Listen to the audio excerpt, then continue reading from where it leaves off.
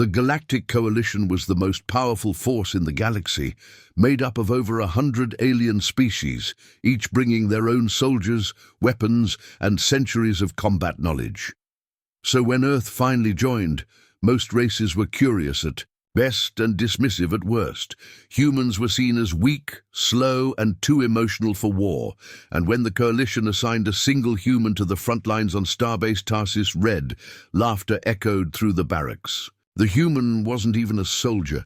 He was a medic. Dr. Elijah Rowe, known simply as Doc, stepped off the shuttle with a calm face, a single pack over his shoulder, and a silver emblem on his chest marking him as medical personnel.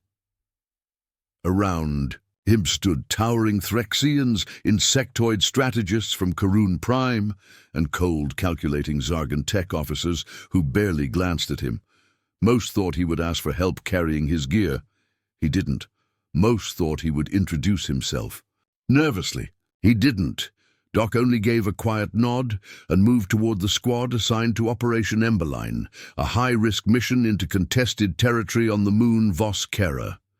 The squad's commander, a scarred Threxian named Jurok, looked down at the human and grunted. "You're the medic?" Doc responded. "Yes, sir." Nothing more. The others chuckled, already certain this mission would be harder with a weak link among them. Vos Kera was no ordinary battlefield.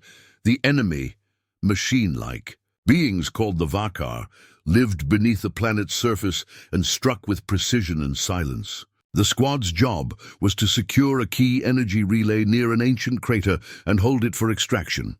As the dropship cut through the thick clouds of Vos Kera, Doc sat in silence while the others checked weapons and armor. One of the younger soldiers, a multi-eyed scout named Crix, nudged him. "Do you even know how to use a weapon?" Doc looked at him. "I know how to keep you alive if you get hit."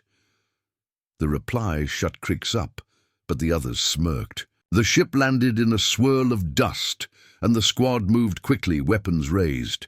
Doc followed quietly, scanning the landscape, his eyes sharp behind thin lenses.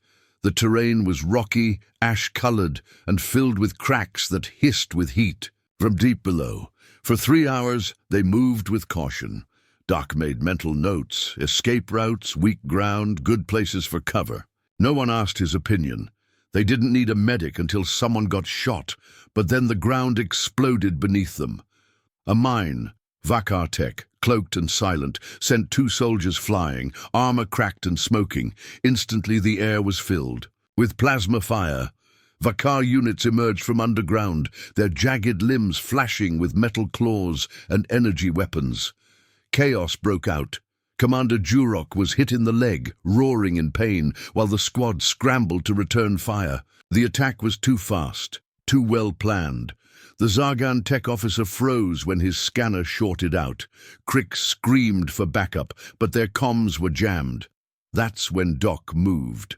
With surprising speed, he dragged the injured commander behind cover and pulled open his pack. In seconds, he injected a stabilizer, sealed the bleeding with foam that hardened like steel, and slapped a power patch on the commander's failing armor.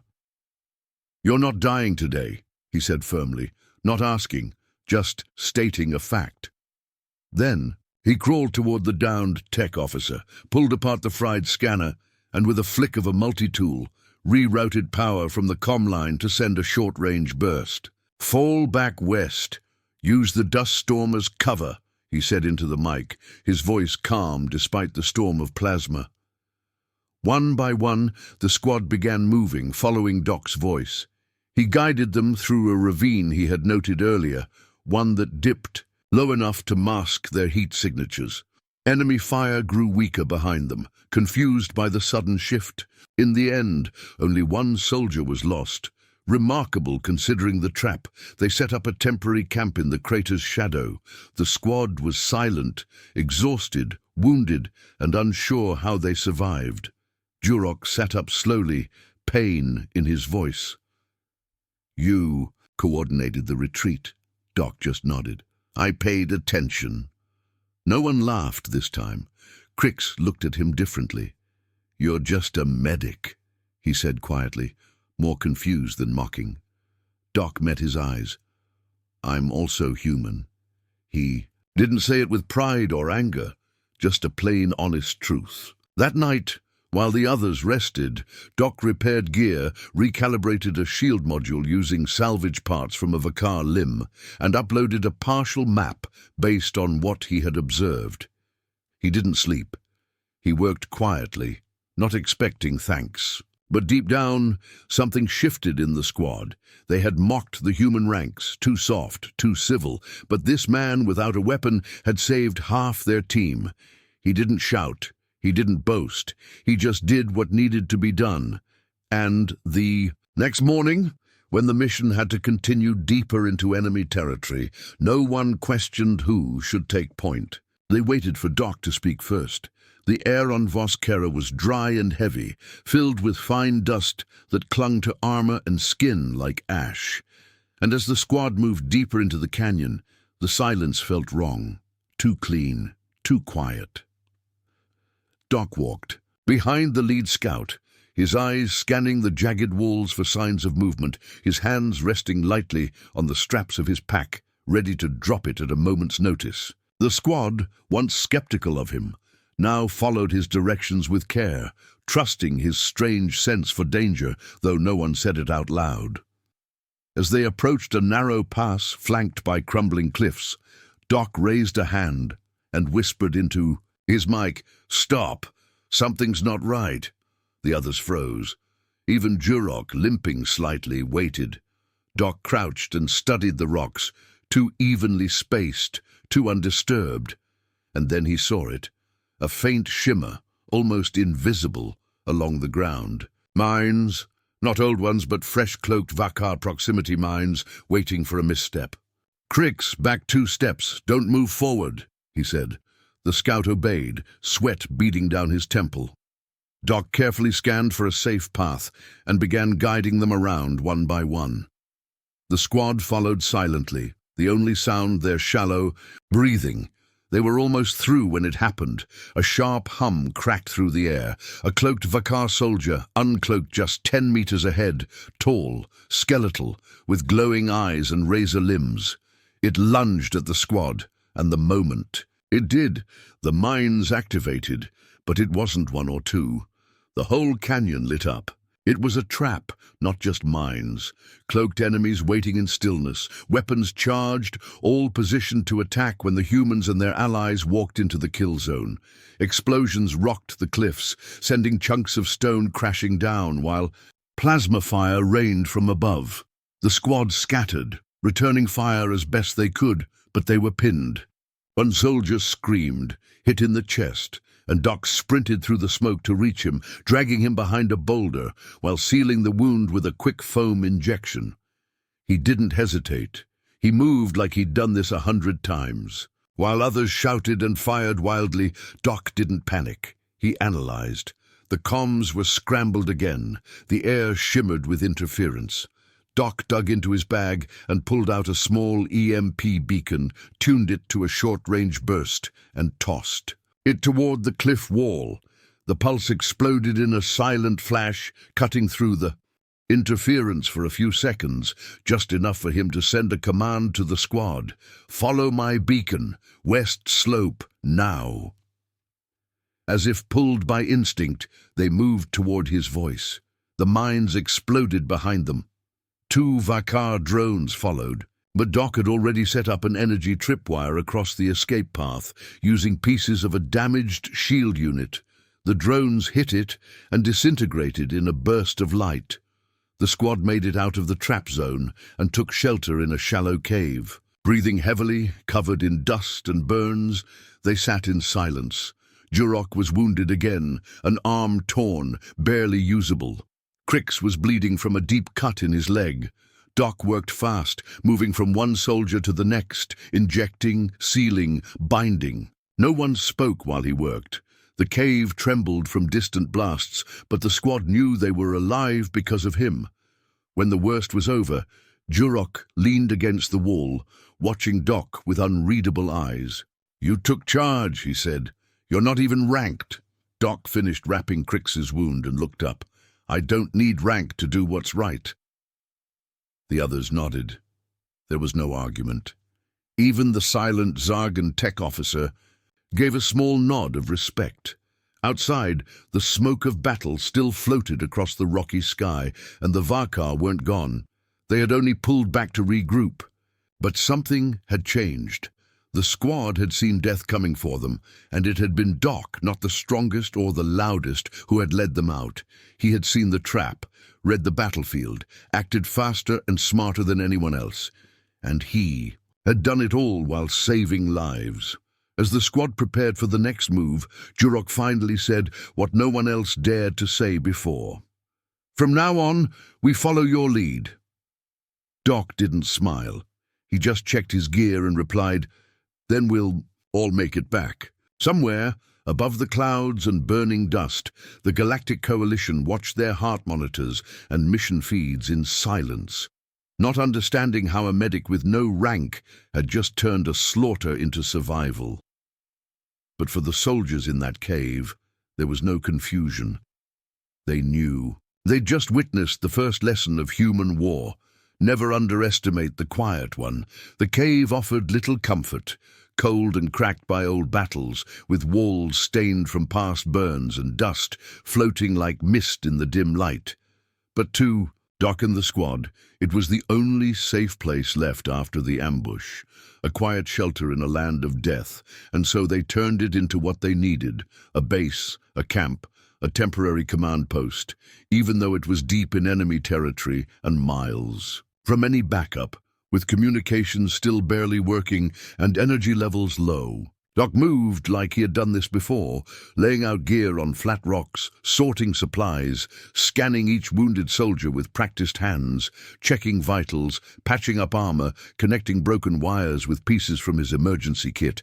And while others would have panicked in such isolation, he was steady, focused, like he knew this was only the beginning and not the end. The others followed his lead now, not because they had to, but because they wanted to. Because they had seen something in him during the ambush, something unshakable, something clear.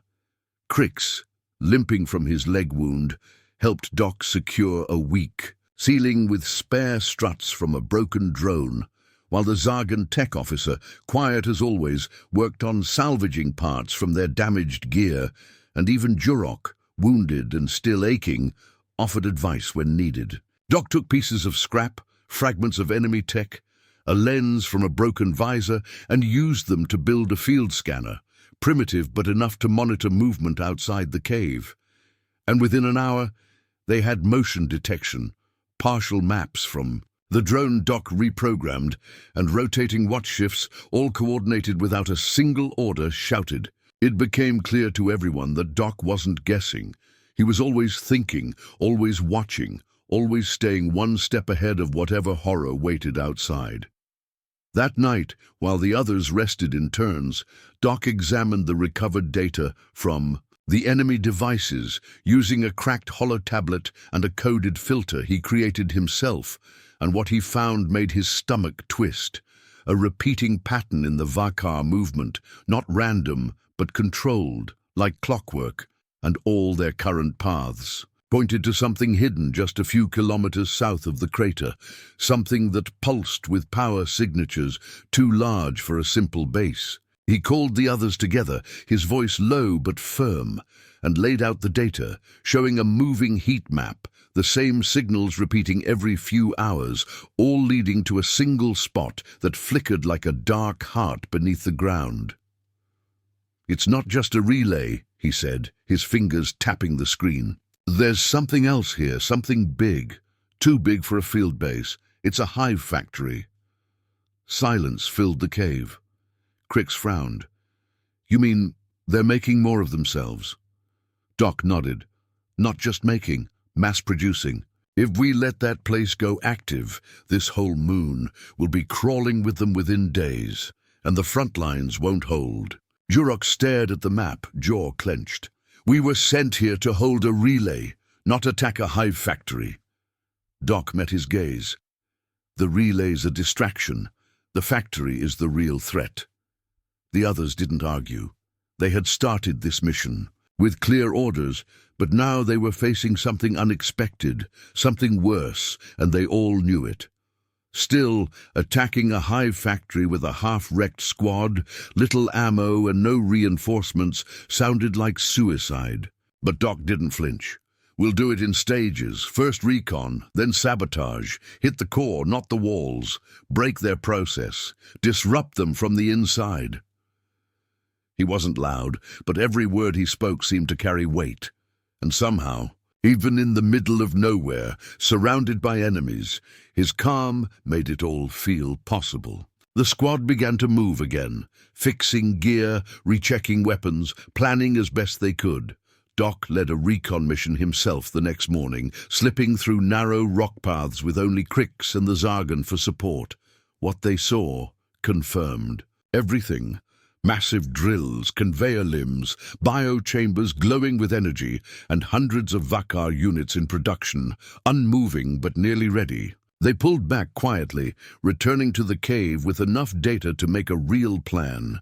Doc drew out attack paths on a piece of metal with laser marks, using simple lines, clear steps.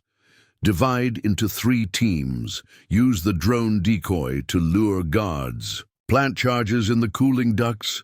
Detonate from a safe distance, if there was such a thing. Each team would face its own danger, and if one failed, the others might not survive.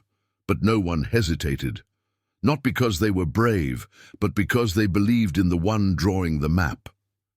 That night, while the others slept, Doc sat alone, staring at a cracked picture he kept in his medkit, an old Earth photo of a hospital team, his former colleagues, people who healed instead of fought. He wasn't a soldier, never trained for war, but out here it didn't matter.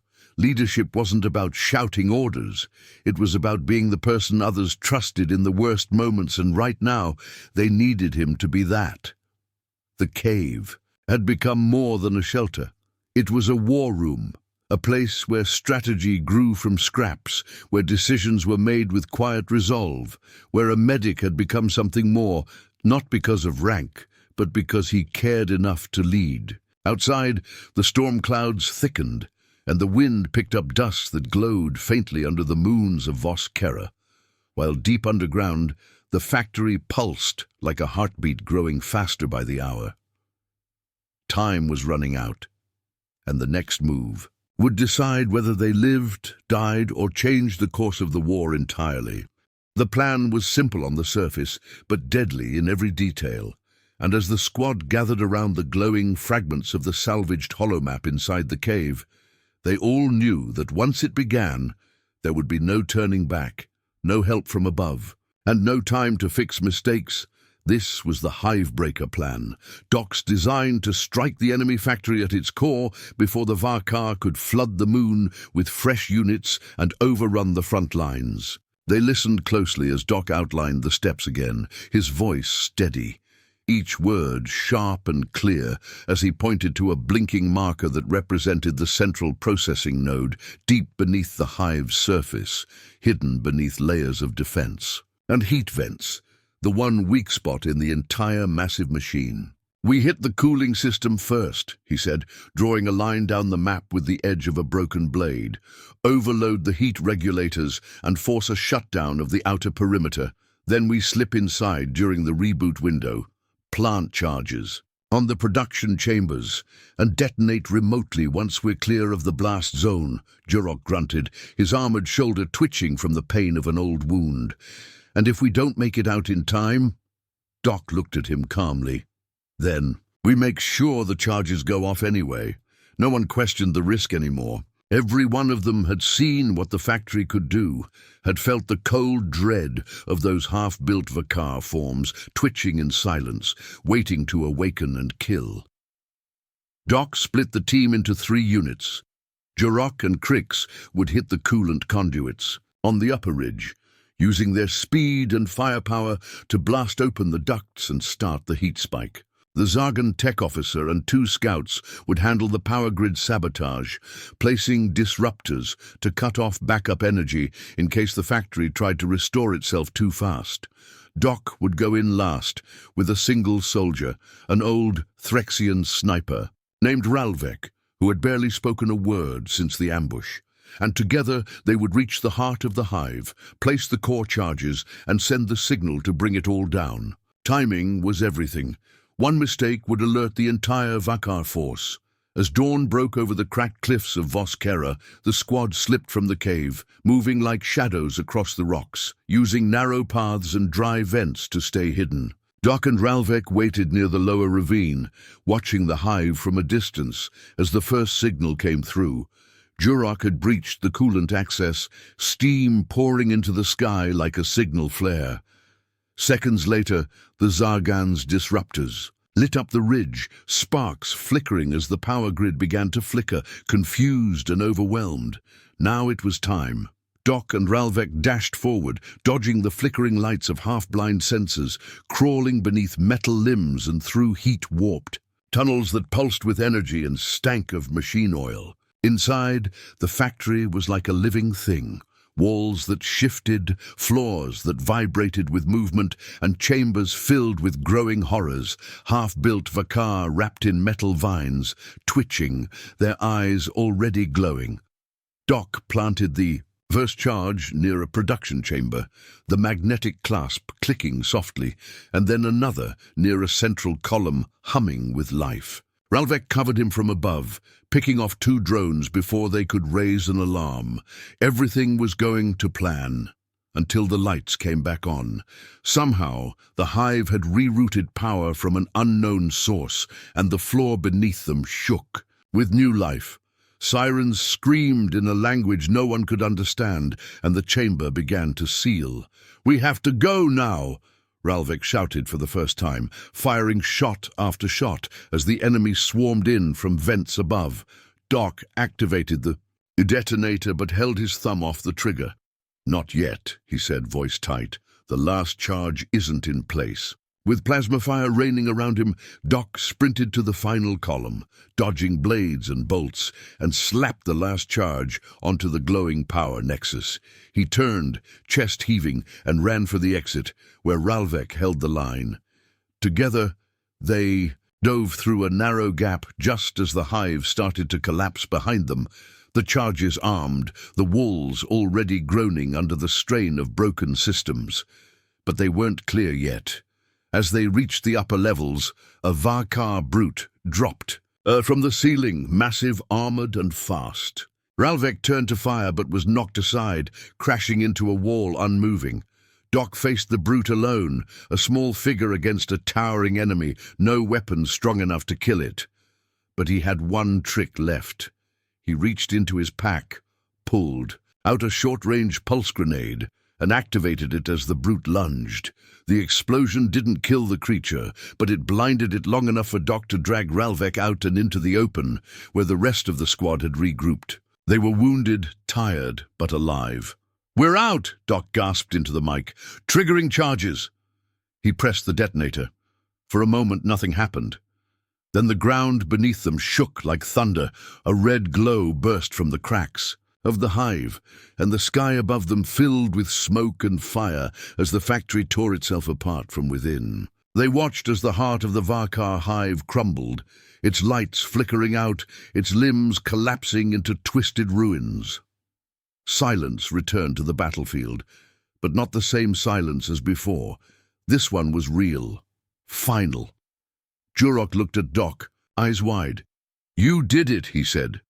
"No," Doc replied, looking at the sky as fire turned to ash. "We all did." The Hivebreaker plan had worked, and though they were just one squad on one moon, they had struck a blow that would echo across the galaxy, and the medic with no rank had led them through it.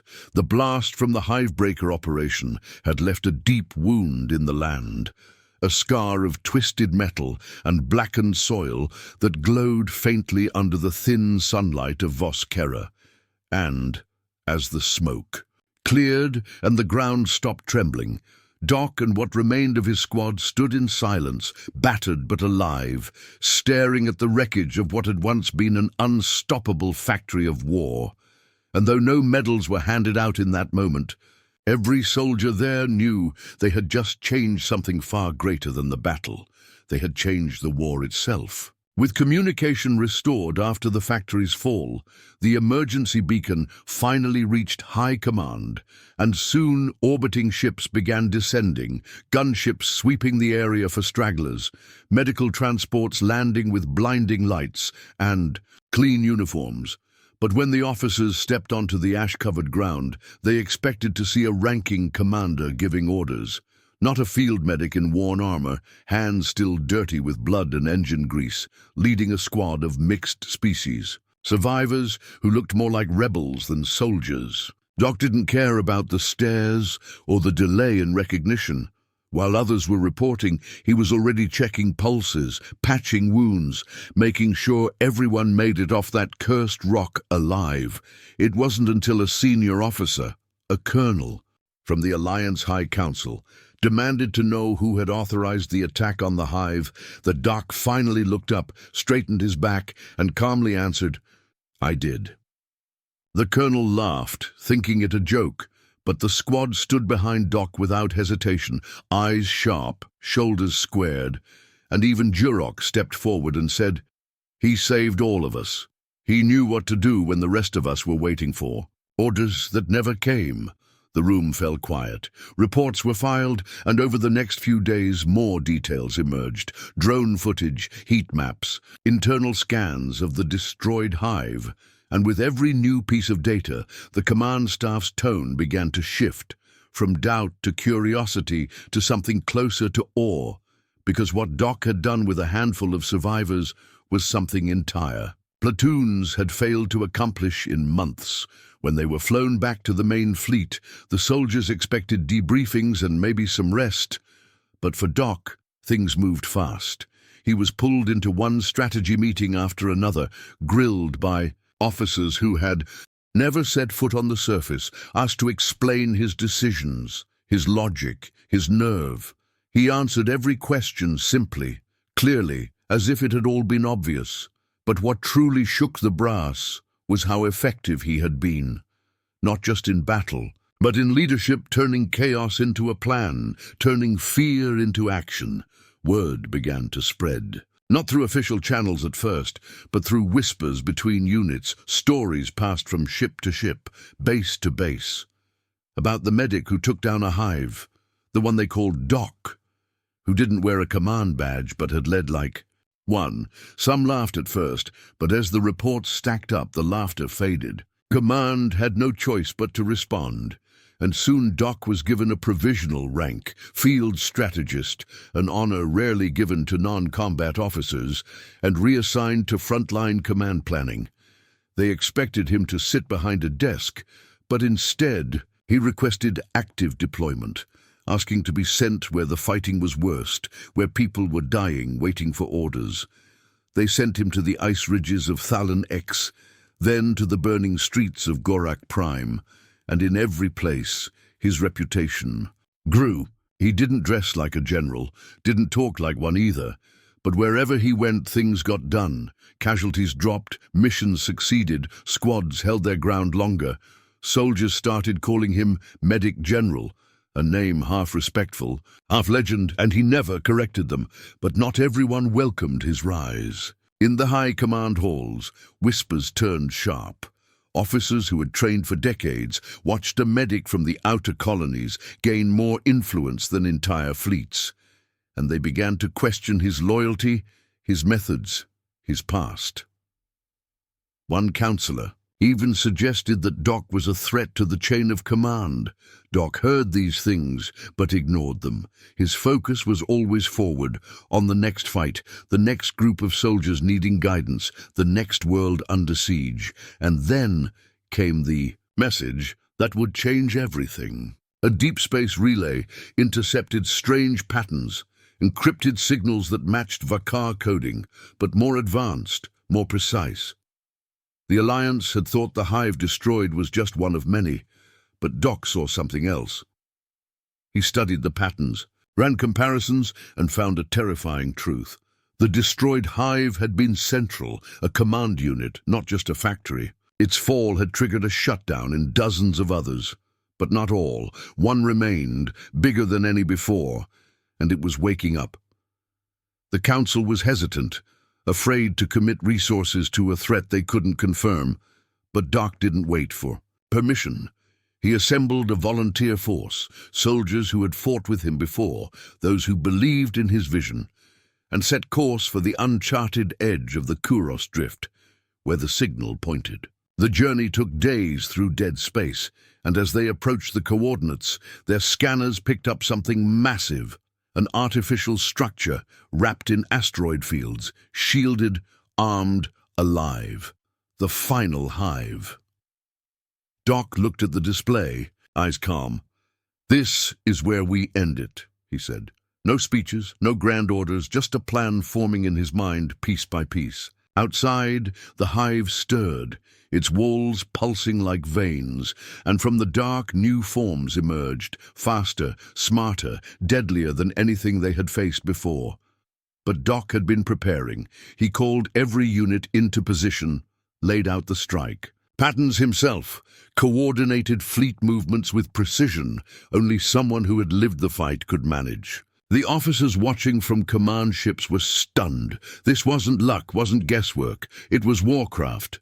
When the attack began, it was like watching a conductor lead a deadly orchestra, flanks shifting at just the right moment, weak, points hit in perfect timing.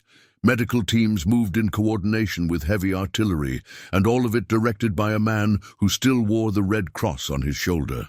The final battle had begun, and the medic general was right where he had always belonged, at the front, leading from the fire, not from behind a wall of polished metal and safe glass.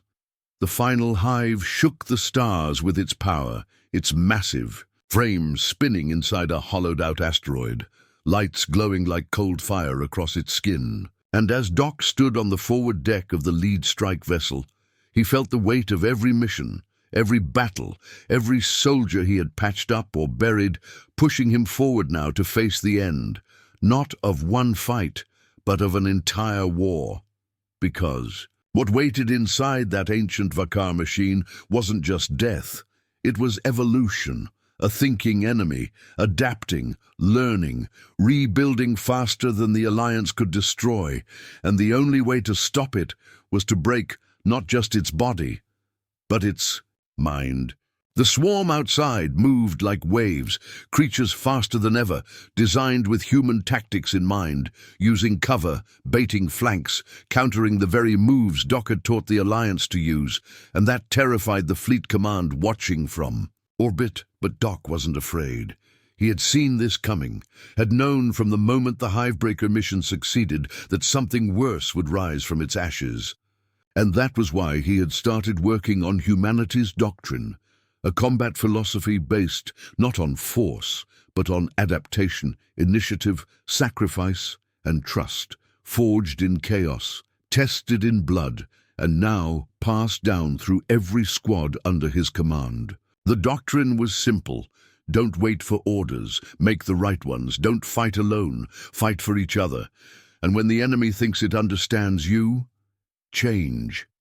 The ships hit the shield wall first, breaching it with a triple blast of destabilizers that cracked the hive's outer armor, and from that opening, dropships poured in like daggers to the heart, squads landing in coordinated clusters, not following a single chain of command, but each following doctrine, adjusting to the terrain, shifting their objectives as needed, turning every setback into a new angle of attack. Doc landed with the third wave, his armor scarred, his rifle standard issue, no medals or banners on him, just a red medic cross over his chest plate, and around him were soldiers of every race, some wounded, some tired, but all loyal to his word. Because they had seen what he did, not just what he said. Inside the hive was a maze, shifting walls, gravity fields that bent light, traps made to divide squads and isolate leaders. But Doc had already planned for that. His doctrine trained soldiers to think like medics, to focus on saving, on linking, not conquering. And so the maze became their weapon, not their tomb. Teams used it to ambush patrols, to reroute charges, to confuse the hive's defenders. And as they pushed deeper, something began to happen. The hive started to slow, to hesitate, as if it didn't understand how these humans and their allies were making decisions without orders, reacting with unity without command.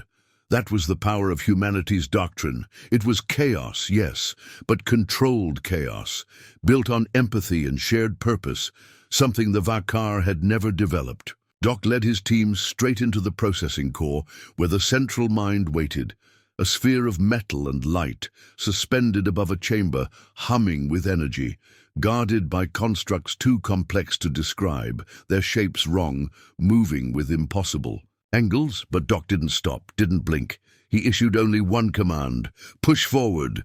They moved like one body, drawing fire, covering each other, falling only when their sacrifice meant the rest could advance. Doc reached the control panel, dodging fire, and began to upload the virus he had carried since the first hive. A program built from stolen Vakar code, rewritten by human hands to teach one thing: fear. The virus would not destroy the hive. It would teach it why it had lost, show it the unpredictability of human thought, the strength in weakness, the logic in emotion, and by the time the core understood, it would be too late. A blast hit Doc's side, throwing him to the floor, pain screaming through him, but he stayed conscious, crawling, bleeding, dragging the cable toward the access port.